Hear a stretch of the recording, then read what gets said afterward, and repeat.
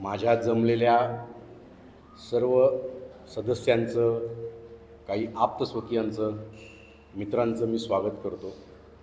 आणि त्याआधी दरवेळेस माझ्या जाहीर सभांना माझे माता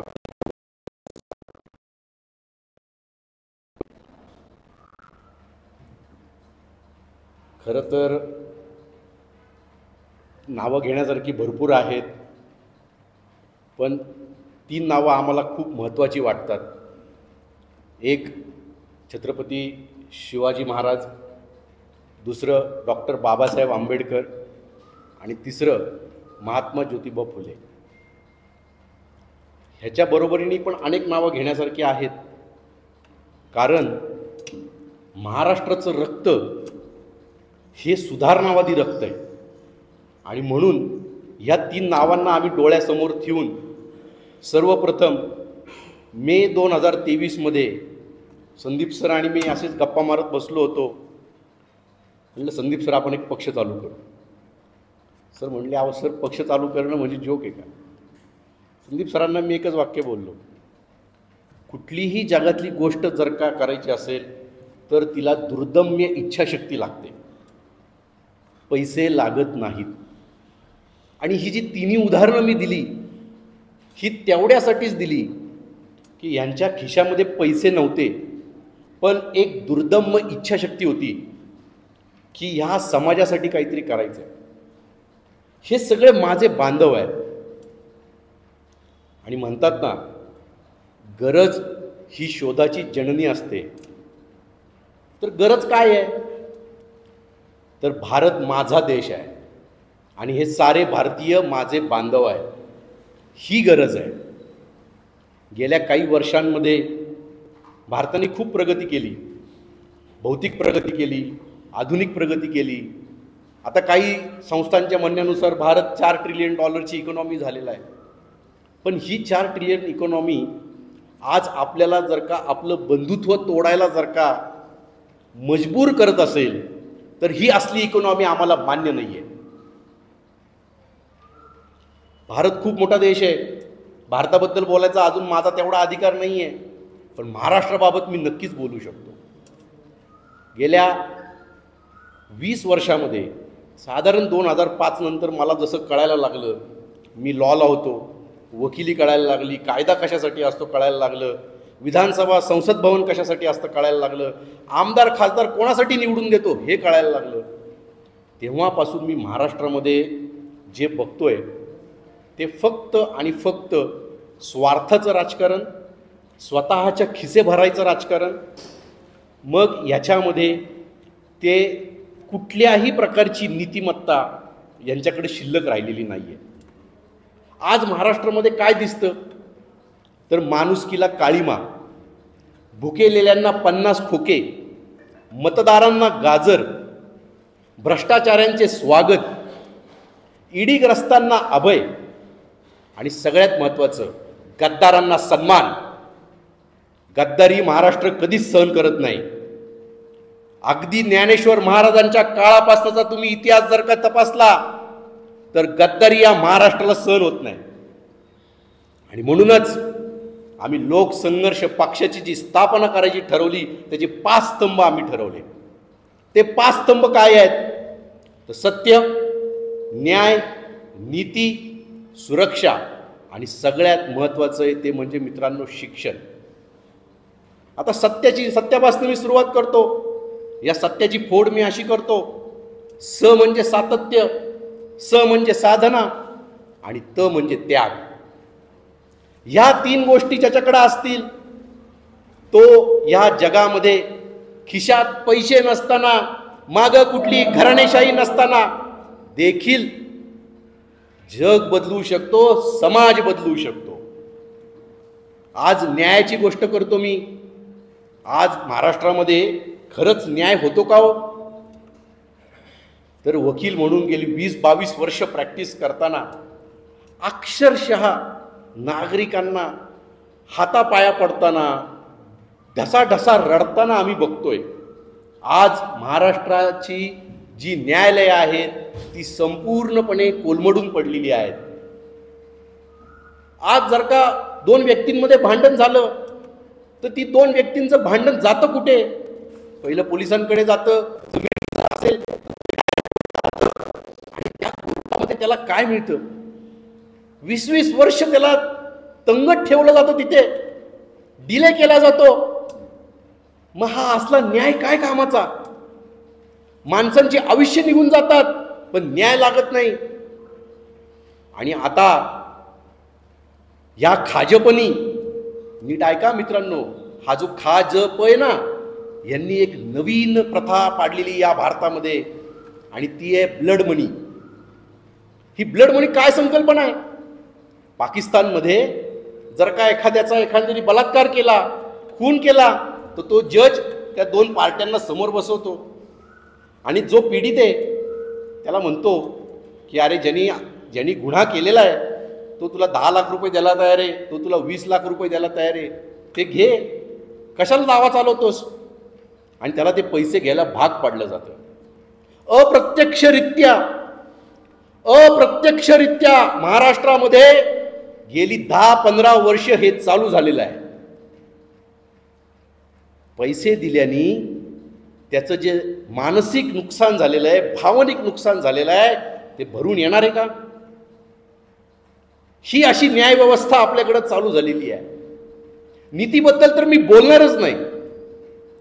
जे पक्ष स्वतःला पार्टी विथ डिफरन्स म्हणत होते तेच आज भ्रष्टाचाऱ्यांना स्वतःच्या मांडीला मांडी लावून बसलेले आहेत. तुम्ही म्हणाल सर काय विशेष याच्यामध्ये? सगळेच करतात भ्रष्टाचार. खूप विशेष आहे याच्यामध्ये मित्रांनो, खूप विशेष आहे. जयचंद सगळ्यांना माहिती आहे, त्यांनी कोणाचा बिमोड केला हेही माहिती आहे. इंग्रज भारतात कसे आले? कलकत्त्यामधनं आले. आपल्याला सांगितलं गेलं कालिकतमधनं आले. साफ झूट आहे. कलकत्त्याचा जो कोणी राजा होता त्याच्या सचिवाला पैसे दिले गेले आणि मग त्यांना पहिलं कलकत्त्यामध्ये स्थान मिळालं. आज भ्रष्टाचारामुळे पूर्ण महाराष्ट्र पोखरला गेलेला आहे. पोखरला गेला या शब्दामध्ये प्रचंड अर्थ आहे. व्यवसाय करण्यासाठी लोक भ्रष्टाचार करतात, मान्य आहे आम्हाला, पण जिथं माणुसकीला काळीमा फासण्यासाठी भ्रष्टाचार केला जातोय, माणसांना तोडण्यासाठी भ्रष्टाचार केला जातोय, जातीपातींना पांगवण्यासाठी भ्रष्टाचार केला जातोय आणि धर्माची चुकीची संकल्पना सांगण्यासाठी जो भ्रष्टाचार केला जातोय त्याच्या विरुद्ध लोक संघर्ष पक्ष आहे. एक छोटीशी घटना सांगतो की मित्रांनो, गेल्या 6 महिन्यापूर्वी घडलेली. भिवंडीमध्ये एक न्यायालय आहे, जिल्हा न्यायालय आहे. तिथं एक मनु हरगोविंददास पटेल नावाची व्यक्ती, त्याच्या काही जमिनीचा मॅटर असेल किंवा अजून कुठला मॅटर असेल, तिने कोर्टात दावा केला. 5 वर्ष झाली, 6 वर्ष झाली, जज समोर काय मॅटर यायला तयार नाही. त्याला कोणीतरी सांगितलं असेल अरे पैसे दे, पैसे ऑफर कर, होऊन जाईल. त्यांनी क्लर्क थ्रू पैसे ऑफर केले. जज काय ऐकायला तयार नाही. पुढे 1 वर्ष गेलं. आता ह्याचे पेशंट संपायला लागले. ही सत्य घटना आहे, तुम्ही इंटरनेटवरती जाऊन चेक करू शकता. मनु हरगोविंददास पटेल एवढे फ्रस्ट्रेट झाले की त्यांनी भर कोर्टामध्ये जजच्या अंगावर 1 लाख रुपये फेकले आणि म्हटले मला न्याय द्या. या अधोगतीला नेऊन ठेवलाय आपला महाराष्ट्र. मग हे असं जर का आपण आपल्या येणाऱ्या पिढीला जर का देणार असू तर ही पिढी, येणारी पिढी का जिवंत राहील इथे आणि तिला का राहावंसं वाटेल इथे? अहो, आपला स्वतःची माती, आपला स्वतःचा देश सोडून जाण्यासारखं जगातलं भयंकर दुःख नाही. अहो, तुम्ही स्वतःच्या गावात उठा आणि दुसऱ्या गावात जाऊन व्यवसाय करून दाखवा, राहून दाखवा, बघा कशी लोक त्रास देतात तुम्हाला.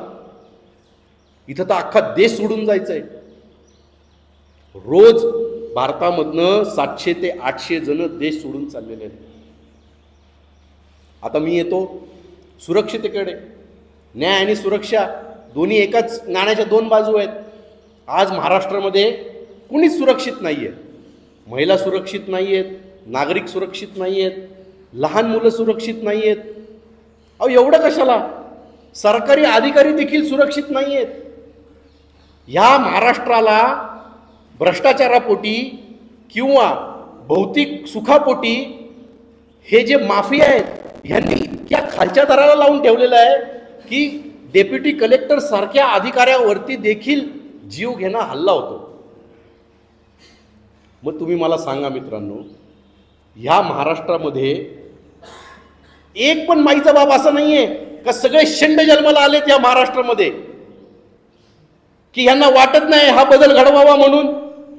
आणि ज्यांना वाटतंय त्यांनी लोकसंघर्ष बरोबर यावं, आम्ही त्यांच्या बरोबर उभे आहोत, त्यांच्या पाठीशी उभे आहोत, पूर्ण शक्तीनिशी उभे आहोत.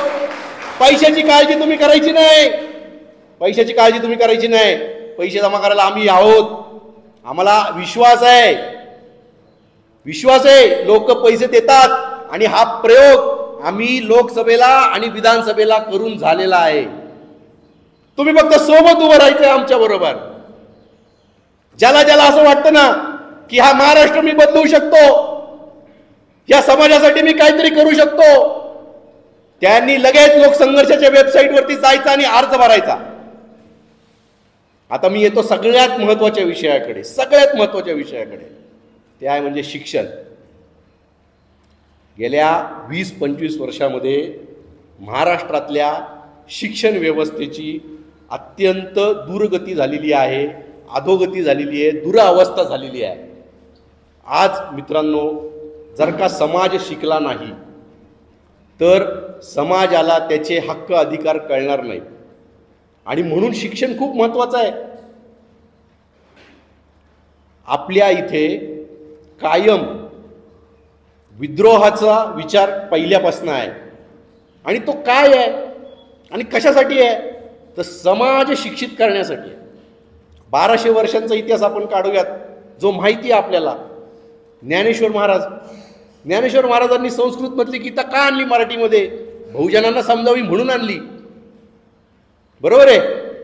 त्याच्यानंतर शिवाजी महाराज प्रस्थापितांवरती विरुद्ध लढले.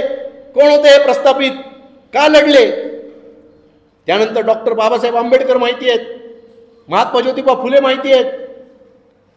ह्या सगळ्यांनी एन केन प्रकारे शिक्षणाची महिमा लोकांच्या दारापर्यंत पोचवली.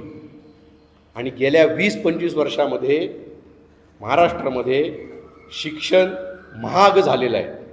आज शिक्षण घ्यायचं म्हटलं तर भल्या भल्यांच्या अंगावर काटा यायला लागलेला आहे. आज तुम्ही बघा तुमच्या पोरांच्या शाळेच्या फिया काय आहेत. मग अशा फियांनी ही पोरं शिकू शकतील का? नाही शिकू शकणार. उच्च शिक्षण घेऊ शकतील का? अहो नाही घेऊ शकणार. मग अशा परिस्थितीमध्ये तुम्हाला शिक्षण मोफत द्यायला काय प्रॉब्लेम आहे? तुमच्या फालतू जाहिराती सरकारच्या करायला तुमच्याकडे हजारो कोटी रुपये आहेत. तुम्हाला एक हायवे बांधल्यानंतर दुसरा हायवे बांधायला तुमच्याकडे हजारो कोटी आहेत. लोकांना मोफत शिक्षण द्यायला तुमच्याकडे पैसे नाही आहेत. अरे लाज कशी वाटत नाही या सरकारला? या सरकारने पहिलं घरी बसावं. निर्लज्ज सरकार आहे हे. आणि वर म्हणायचं आम्ही उच्च शिक्षणासाठी मुलींना मोफत शिक्षण देतो. अरे मग मुलींनाच का, मुलं का नाहीत? संविधानाने सांगितलेलं आहे की लिंगभेद करायचा नाही. मग उच्च शिक्षण फक्त मुलींनाच मोफत का, मुलांना का नाही मोफत उच्च शिक्षण? हा आमचा आक्षेप आहे. आणि या 5 स्तंभावरती लोकसंघर्षाची स्थापना झालेली आहे. आणि या 5 स्तंभासाठीच लोकसंघर्ष जोपर्यंत जिवंत राहील तोपर्यंत लढत राहणार आहे. आता मित्रांनो, महाराष्ट्राबद्दल बोलताना जी काय महाराष्ट्रातल्या राजकीय पक्षांनी मिळून स्वार्थापोटी आपला जो काही वापर चालू केलेला आहे त्यातनं आम्ही ठरवलं की इथून पुढे लढायचं तर स्वायत्त महाराष्ट्रासाठी लढायचं. आता स्वायत्त महाराष्ट्र म्हटला की भरपूर जणांचे डोळे मोठे होतात, भुयावर जातात, डोक्यात तिडीक जाते. हा भारतापासून महाराष्ट्राला तोडायला निघालाय काय? अजिबात नाही, अजिबात नाही. कारण स्वाभिमानाशिवाय जगणं म्हणजे गुलामीनी जगणं. आणि ही गुलामी लोकसंघर्षाला मान्य नाहीये. गेली 15-20 वर्ष महाराष्ट्र स्वाभिमान विसरलाय, गुलामीत जगतोय. आणि त्या गुलामीतनं लोकसंघर्षाला महाराष्ट्राला सोडवायचंय. आणि म्हणून स्वायत्त महाराष्ट्र हवाय.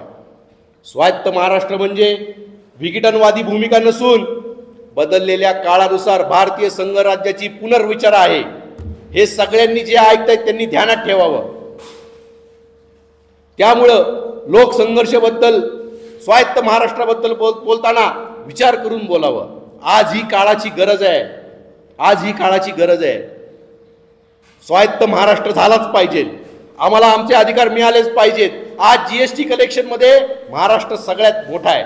पण महाराष्ट्राच्या वाट्याला काय मिळतं आणि कधी मिळतं, कसं मिळतं, याचा जर का तुम्ही विचार केला तर तुम्हाला कळेल की आपण किती मागं गेलेलो आहे.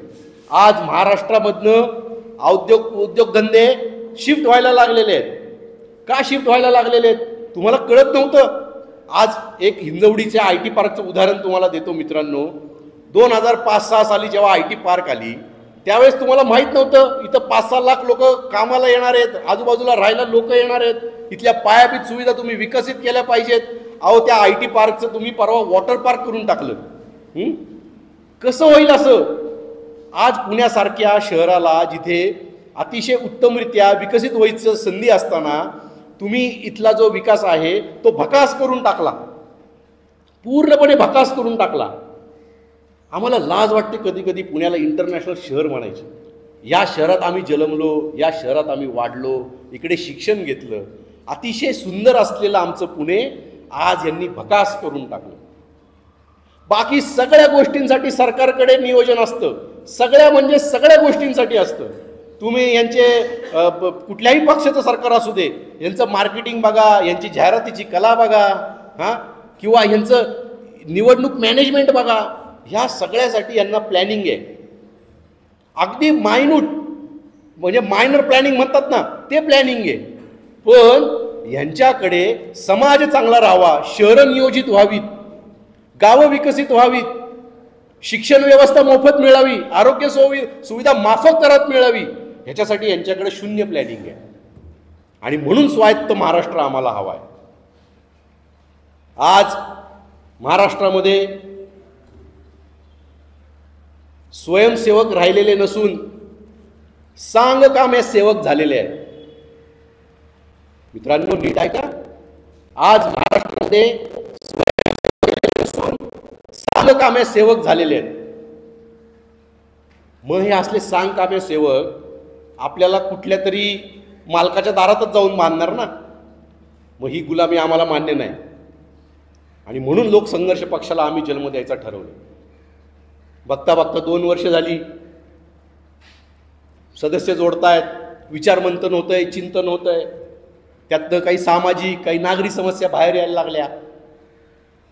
आणि मग आम्ही पहिलं ठरवलं की गोरगरिबांची गुंठेवारीची जी घरं आहेत ती नियमित करण्यासाठी आपण लढा चालू करूया. आज पुण्यासारख्या, ठाण्यासारख्या, मुंबईसारख्या शहरांमध्ये अगदी आज पुण्यापासून 5 किलोमीटरवरती जरी गेलो तरी 40-45 लाखाला 1 BHK येतो, अशी परिस्थिती आहे.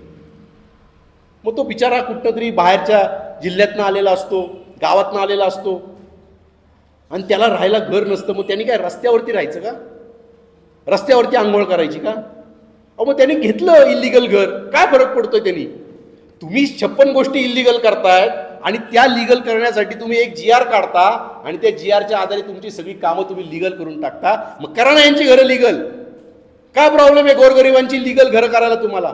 त्यात पण जाचकाठी आल्या, हे करायचं नाही, हे असेल तर होणार नाही, तसं असेल तर होणार नाही. मग आम्ही शासनाकडे पाठपुरावा केला. शासनाला म्हटलं हे चालणार नाही. त्यातल्या फक्त 2 अटी रद्द केल्या. फक्त 2 अटी रद्द केल्या पाठपुरावा केल्यानंतर. अजूनही तसाच आहे गुंठेवारीचा कायदा. आणि म्हणून आमचा लढा चालू आहे. पाठपुरावा करणे, पत्र लिहिणे, वेगवेगळ्या अधिकाऱ्यांना भेटणे. कारण एक आम्हाला माहिती आहे, कुठल्याही पक्षाच्या कुठल्याही मिनिस्टरला, नेत्याला, खासदाराला, आमदाराला भेटून काय उपयोग नाही. त्याचा स्वार्थ असेल, त्याच्या पक्षाचा स्वार्थ असेल तर ते होणार. म्हणून आम्ही टार्गेट केले अधिकारी लोक. नंतर आलं ऑनलाईन गेमिंग.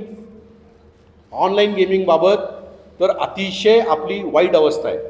म्हणजे आज समाजामधला आबालवृद्ध, म्हणजे अगदी ज्याला मोबाईल चालवता येतो, 13, 14, 15 वर्षाचा मुलगा मुलगी असेल, बघा शब्द नीट ऐका, मुलगा मुलगी म्हणजे पुरुष पण आहेत, महिला पण आहेत, ते फार 70-75 वर्षाचे वृद्ध लोक देखील, महिला पुरुष सगळे ऑनलाईन रम्मी खेळतात, ऑनलाईन 3 पत्ती खेळतात, अजून वेगवेगळे भरपूर प्रकार आहेत. त्याच सरकारने आणला कॉम्पिटिटिव्ह गेम नावाचा कायदा आणला आणि त्या कॉम्पिटिटिव्ह गेममध्ये त्यांनी ड्रीम11 सारखी जे गेमिंग ॲप आहेत, बेटिंग ॲप आहेत, त्यांना लिगलाइज करून टाकलं. हा आमचा विरोध आहे. मग लिगलाइज करायचं तर मग तो मटका पण करून टाका. मग ते कोपऱ्यावरती जे पुलाखाली, झाडाखाली, रानात बसलेले जे पत्ते खेळतात पैशावरती, तेही लिगलाइज करून टाका. मग तुझा भाव का? तेही जुगार खेळतायत, हेही जुगार खेळतायत. आम्हाला तुझा भाव मान्य नाही. संविधान सगळ्यांना सारखं आहे, कायदा सगळ्यांना सारखा असला पाहिजे. आणि म्हणून मग आम्ही ऑनलाईन गेमिंग विरुद्धचं आंदोलन चालू केलं आणि दरवर्षी 12 डिसेंबरला आम्ही एक ठिकाण ठरवतो आणि त्या ठिकाणी पत्ते खेळतो खऱ्या पैशाने, पोलिसांसमोर खेळतो. कळू दे यांना. आणि याचा परिणाम म्हणजे गेलेल्या हिवाळी अधिवेशनामध्ये राज्याच्या मुख्यमंत्र्यांना उत्तर द्यावं लागलं. भले ते लोकसंघर्षाने विचारलेला प्रश्न नसेल, कुठल्या तरी एखाद्या आमदाराने विचारलेला प्रश्न असेल, पण दखल घ्यावी लागते. त्याच्यानंतर आम्हाला ज्या समस्या जाणवू लागल्या, अरे शहर वाढतंय, शहरातली लोकसंख्या वाढतीये, वाहनं वाढतायत. अरे ही वाहनं कुठेतरी थांबली पाहिजेत का नाही? आज 2-2, 3-3 किलोमीटर जाण्यासाठी आपल्याला अर्धा तास लागायला लागलेला आहे. मग हे राष्ट्रीय संपत्तीचं लॉस नाही आहे का? एखाद्याचा वेळ वाया जाणं म्हणजे राष्ट्रीय संपत्तीचा लॉस आहे. आणि तुम्ही जर का एखाद्याचा दिवसातला 2-2 तासाचा वेळ जर का वाया घालवत असाल तर कसं शक्य आहे? बरं, तुम्हाला नियोजनबद्ध शहरं नाही करायची, नका करू. जे हातात आहे ते तरी करा. म्हणून आम्ही सरकारला विनंती करतोय की पहिलं पुणे शहर टार्गेट केलंय की शहरातली वाहन विक्री पहिली थांबवा. बस झाली वाहन विक्री, आता सगळ्यांकडे वाहनं झाली आणि त्याच्याकडे नसेल ना तो जातो भाड्याने, बरोबर, पण ही वाहनं थांबवा पहिली, याची विक्री थांबवा. पण नेहमीप्रमाणे सरकार कुठल्याही पक्षाचा असो, इंटरनॅशनल कंपन्यांना रेड कार्पेट टाकल्याशिवाय हप्ते मिळणार नाहीत म्हणून सरकार अजून या मागणीकडे दुर्लक्ष करणार आहे. आणि तुम्हाला आश्वस्त करतो, जेव्हा केव्हा लोकसंघर्ष पक्षाचा विजय होईल, लोकसंघर्ष सत्तेमध्ये येईल, त्या दिवशी पहिलं काय काम असेल तर एखाद्या शहरासाठी आम्ही वाहन विक्री बंद करून दाखवू आणि त्या शहरातला आम्ही ट्रॅफिक नीट करून दाखवू. ह्या जगामध्ये मित्रांनो सगळं काही शक्य आहे. सगळं काही म्हणजे सगळं काही शक्य आहे. मगाशी सांगितल्याप्रमाणे हवी असते ती दुर्दम्य इच्छाशक्ती. ती इच्छाशक्तीच कोणाकडे राहिलेली नाहीये. मी काय करू शकतो, मला काय जमतंय, समाज माझ्या मागं उभा राहणार आहे का, मला माझं काम महत्त्वाचं आहे, सगळं बरोबर आहे मित्रांनो. पण आपण सगळे एका समाजाचे भाग असतो. समाज आपल्यासाठी असतो. आज समाज बिघडला तर आपलं घर देखील बिघडत असतं. आता याचं एक छोटंसं उदाहरण देतो. आपल्या घरात कामवाली येते, आपल्याकडे ड्रायव्हर असतो, ऑफिसमध्ये मुलं असतात कामाला, बरोबर आहे, आपल्या घरात येणारा जाणारा असतो. तो जर का समाजातल्या अशा घाणेरड्या लोकांच्या संगतीमध्ये असेल तर तो आपल्या घरामध्ये चोरी करणार, हत्या करणार, दरोडे टाकणार, भ्रष्टाचार करणार. म्हणून समाज निरोगी राहणं अत्यंत गरजेचं आहे. गेल्या काही वर्षाच्या काळामध्ये महाराष्ट्रातली जी प्रबोधनाची जी परंपरा होती ती परंपरा या सगळ्याच्या सगळ्या राजकीय पक्षांनी मोडीत काढली. महाराष्ट्राला जे साधू संतांचं एक मोठं वरदान आहे ते ढोंगी साधू संत महाराजांबद्दल मी बोलणार नाही, ठीक आहे, असे प्रचंड आहेत. पण खरंच आज आपल्याकडे गाडगे महाराजांसारखं एवढं मोठं उदाहरण असताना आपण दुसरीकडे काय बघायची गरज आहे? आणि म्हणून पक्षाची जी वाटचाल असेल यापुढची, काय आधीचे जे कोणी व्हिडिओ बघतायत, फेसबुक लाईव्ह बघतायत, आमची आंदोलनं बघतायत, तर प्रबोधनाबरोबर सत्ताकारण हे आम्ही स्वीकारलं. कारण समाजात जर का प्रबोधित झालेला नसेल, समाजाचे विचारच जर का चांगले नसतील तर मग तुम्ही कोणालाही निवडून द्या. आणि मग त्या पार्टी विथ डिफरन्स बघितलं की आपण काय झालं ते आता. पार्टी विथ डिफरन्स म्हणून आज स्वतः ते भ्रष्टाचारी झालेले आहेत. म्हणून लोकसंघर्ष पक्षाने प्रबोधनात्मक सत्ताकारण हा मार्ग स्वीकारलेला आहे. तर मित्रांनो, येणाऱ्या महानगरपालिका निवडणुका असतील, आता स्थानिक स्वराज्य संस्थांच्या निवडणुका घोषित झालेल्या आहेत. या स्थानिक स्वराज्य संस्थांच्या निवडणुकांमध्ये लोकसंघर्ष पक्ष जास्तीत जास्त उमेदवार उभे करणारे आज आपल्याला पुण्यामध्ये काही उमेदवार मिळालेले आहेत, नाशिकमध्ये काही उमेदवार मिळालेले आहेत, संभाजीनगरमध्ये काही मिळालेले आहेत, त्यांच्यावरती काम चालू आहे. हारणं म्हणजे संपून जाणं नसतं. हारणं म्हणजे संपून जाणं नसतं. हारण्यातनं आम्ही नवीन काहीतरी शिकत असतो. कारण आमच्याकडे खिशात पैसा नाही आहे, ना घराणेशाही आहे, ना आमच्या मागं कोण गॉडफादर आहे. आणि म्हणून भले हारलो तरी चालेल, पण निवडणुका लढणार आम्ही. आणि आज आमच्याबरोबर अभिमानाने सांगतो मी, आमच्याबरोबर प्रचंड प्रमाणामध्ये सामान्य तरुण, शिक्षित तरुण, ज्याला काहीतरी घडवून दाखवायचं आहे, ज्याला या मातीबद्दल प्रेम आहे, या राज्याबद्दल, या देशाबद्दल प्रेम आहे, असे असंख्य जण आमच्याबरोबर जोडले जात आहेत. आज भले इथे 5-25 जणच आले असतील, कारण लांब लांबमध्ये लोक दूर दूर आहेत आपली. मग तुम्ही काही जण आम्हाला प्रश्न विचारतात चेष्टेमध्ये, चेष्टा म्हणजे हटाई असते ती आमची, पुण्यामध्ये तुमचं काय आहे? जिथं पिकतं तिथं उगवत नाही, खपत नाही मित्रांनो, तेच लोकसंघर्ष आहे, लक्षात ठेवा. जिथं पिकतं ना तिथं खपत नाही. नाही खपलो तरी चालेल, आम्ही इथं, आमच्यासाठी काय फक्त पुणे शहर नाहीये, अख्खा महाराष्ट्र आहे आणि जो आम्हाला स्वायत्त करायचा आहे. जय हिंद, जय भारत.